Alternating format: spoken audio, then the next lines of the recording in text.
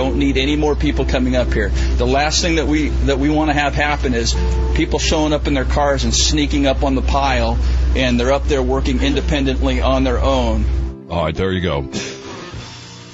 That's Travis Hotz, the fire chief up there in Snohomish County. Kane Conner joins us right now. He's one of those that has been self-deploying or trying to self-deploy.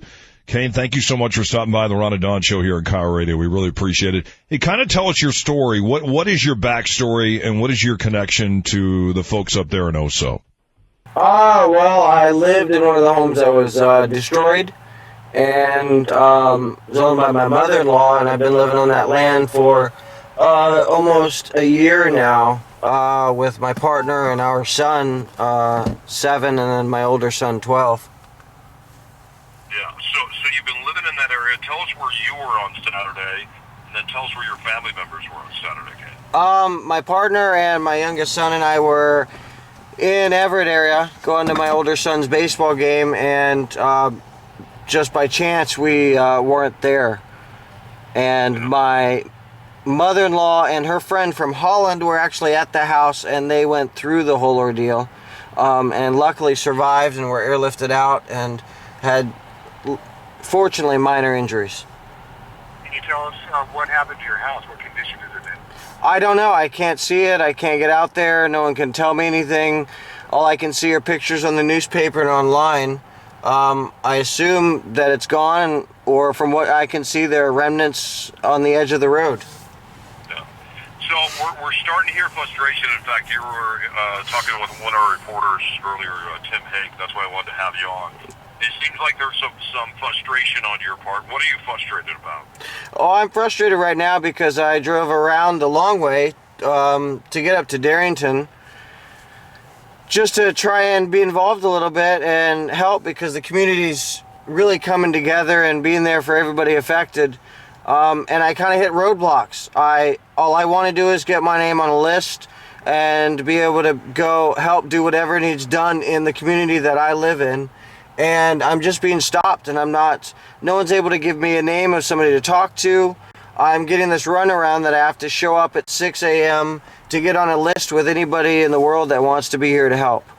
And I love all the help and appreciate it, but I think some of the people that were affected, we got immediate help for the Red Cross, and that's starting to fade out, and I guess FEMA's coming in, but we want to be on there, and we want to be a part of this, because if we feel lucky to be here and to survive and have our clothes on our back, we need to be a part of this for our healing. Yeah. Now, have you heard the Red Cross is going to fade out? Because that's interesting to me. Ron and I were down in New Orleans during Katrina. We saw a lot of people self-deploy. We saw neighbors helping neighbors.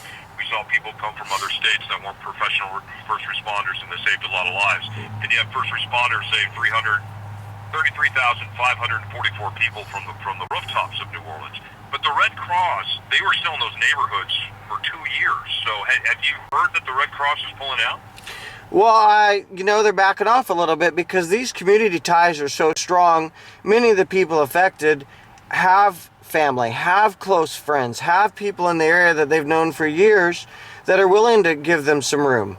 My family's staying with a friend, down the road, and we're staying in a bedroom that they allowed us to use. And that's great, and that's temporary, and that moved us forward past having to have some Red Cross help. So I think the Red Cross is doing wonderful things, and in the immediate, they've been amazing to help us get some extra clothing and get some food and get things going. And I see some people are starting to move past that point, and the community wants to be there to do stuff, and I'm not seeing us able to do what we need to do right now. Kane, have you witnessed some other folks like yourself that just disregard what the official line is and have just gone out and done what they need to do?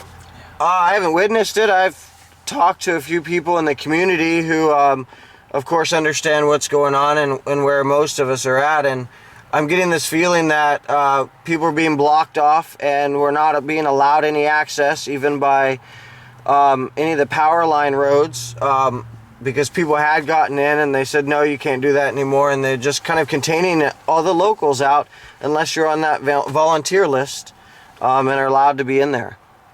Kane Conner joins us right now here on the Ron and Don Show, and he's a guy that just wants to help. There's no doubt about it. What is it that you would like to do? So we know that the governor listens to KIRO Radio and that they monitor KIRO Radio, and I think Dory's going to have the governor on tomorrow.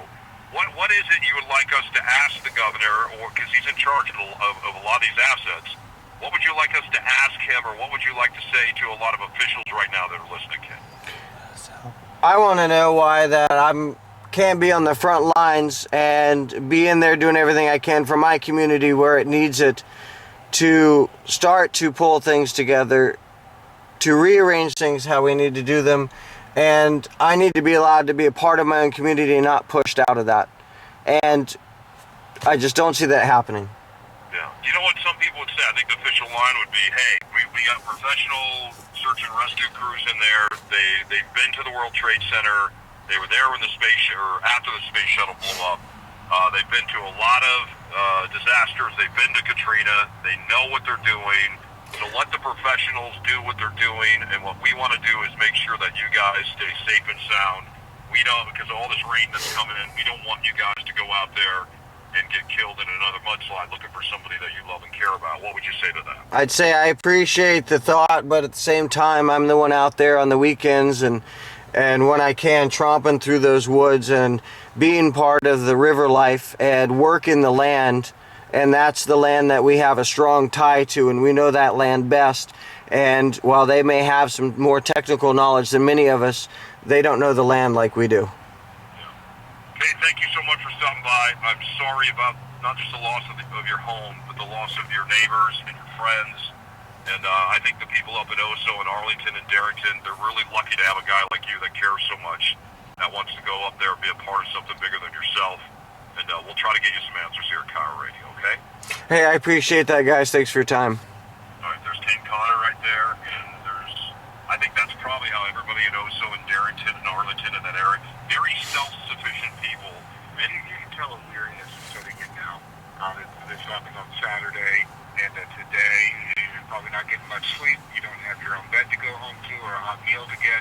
And so, he still wants to go out in the pile, though. So I guess you can't really blame him. It's the Ron and Don Show at KIRO Radio. Tell me what's coming up here. I guess Brandy Cruz is going to stop by. Yeah, she has brand new details about